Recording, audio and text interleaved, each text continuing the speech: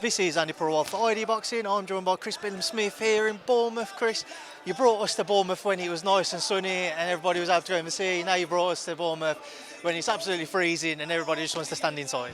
Yeah, it's pretty cold out there, like polar opposites weather compared to last time, but we're back, and as long as it's as loud as last time and the result's the same, then we're all good. That's the main thing, the result being the same.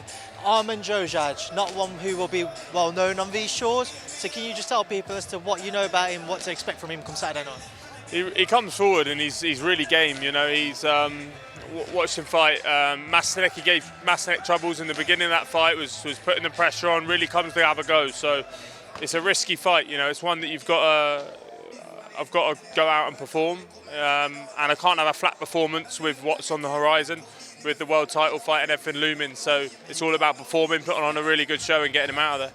The world title fight on the horizon, fighting in your hometown, and also the risk of, we've seen a number of fighters, maybe, I don't know whether it's right for me to say, but overlook certain fights and come up short in those.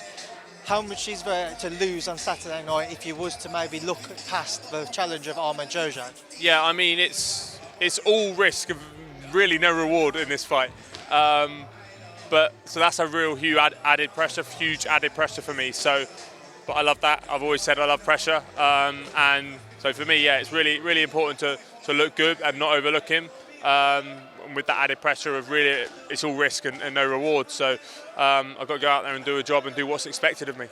Mentioning looking good as well, with that in mind, what type of statement do you want to send out on Saturday night? Because I'm sure if you are ever so closer towards a world title fight, those world champions will be keeping an eye as to what happens between yourself and Armend on Saturday. Yeah. You know, I've got to do a job on him and look good doing so. Those world champions are going to be watching. You know, hopefully it doesn't scare them off with the atmosphere and too good a performance. But it's like I said, it's important for me personally and to build towards the next fight about putting in a good performance. And yeah. Have there been talks in the background about what's next for you in terms of the world champions? I've seen Jai Opetaia is the name, seems to be at the top of the list. Yeah, he's been mentioned, and that's a fight I love. You know, he beat Maris who was the number one in the division. Ring Magazine belt he won in that fight. So, you know, with Lawrence having, you know, being out for it at the moment, he's sort of the man in the division. So for me, that's the opportunity. I don't want to win a vacant world title if I can help it against someone who's, you know, not a massive name. So it's a big opportunity for me. I'm well aware of his ability, and he's a hugely talented fighter.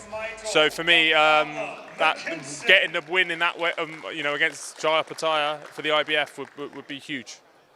Would he be at the top of your list in terms of the world champions out there? Would he be the one you'd like most out of all of them? To be honest, like, obviously you got Makabu as well, who's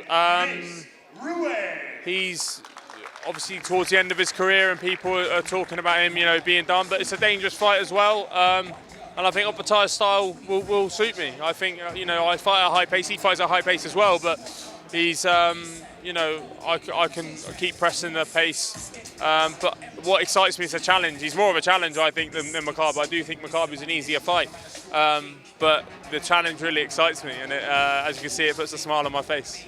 It does indeed. And one thing which I'm interested to know about is people always question when fighters have serious injuries, how much does he take away from? Now, Jai Opetaia obviously broke his jaw in that Maris fight, and I'm sure if you was to share a ring with him, you'd be able to raise a question.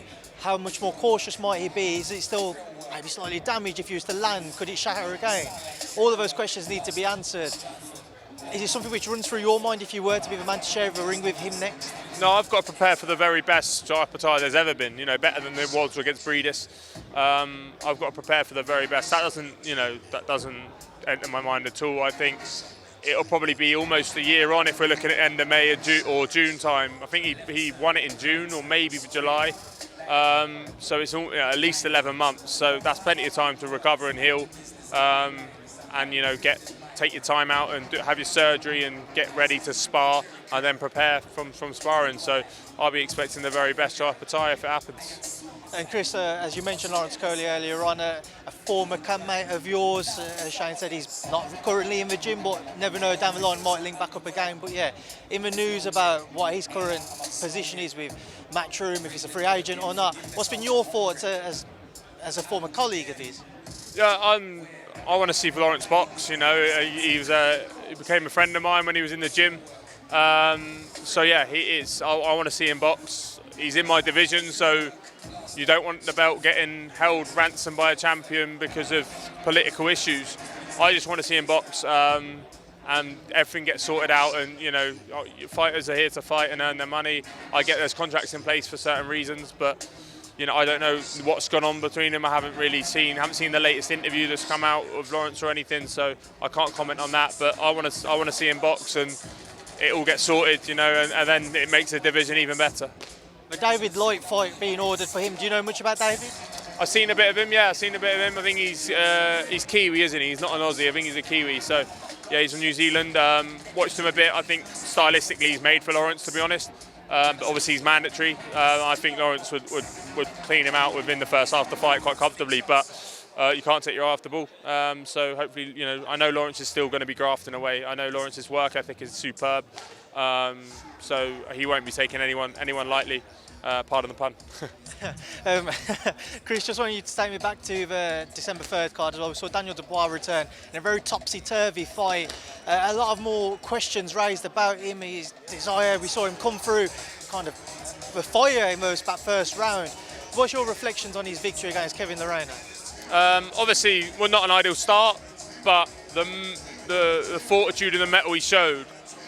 You know, I believe he's had this scan now and it's not looking good. So yeah, I know he's had a scan and stuff, and they said that there's something wrong with his knee. I don't know what yet, but so for him to come through that, and you know that is difficult when you know I believe he came out to corner and said his knee's loose.